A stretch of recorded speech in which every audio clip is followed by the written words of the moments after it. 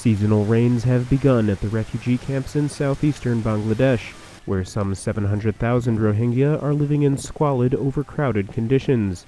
The Rohingya fled en masse from neighboring Myanmar last year, escaping violence the United Nations said was ethnic cleansing, an allegation denied by Myanmar. But now, stormy weather brings another challenge for the beleaguered Rohingya. The season's first small storms have already wrought destruction in the camps. Strong winds tore apart Rukia Begum's home during a nighttime squall. The plastic sheet was ripped away and I took shelter in another house. In this small rain, I was not able to stay in my house. So when the heavy rains come, what will happen? The winds are only the first weather problem. In June, monsoons usually hit Bangladesh and the camp is expected to flood.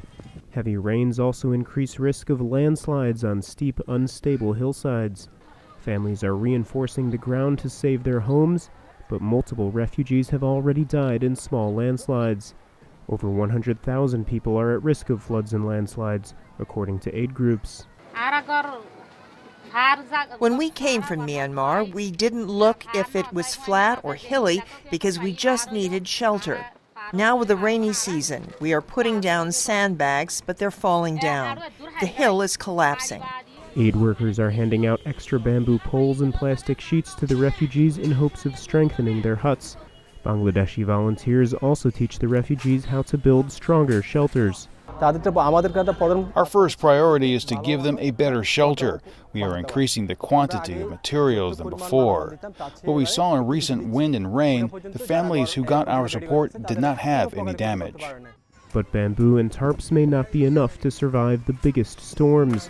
The only real solution is for people to move to safer ground. On the western edge of the camps, work crews flatten hills to make space for families to relocate from hillsides and flood-prone areas. We are about 2,250 workers working here. We have a lot of machines working for us. So our main focus is to save people from water and drowning and the landslide. Our main target is to bring the people before the monsoon comes. But the new site can accommodate fewer than 20,000 people. That means tens of thousands of at-risk refugees have no option but to weather the coming storms. Jason Patinkin for VOA News, Kutupalong Refugee Camp, Bangladesh.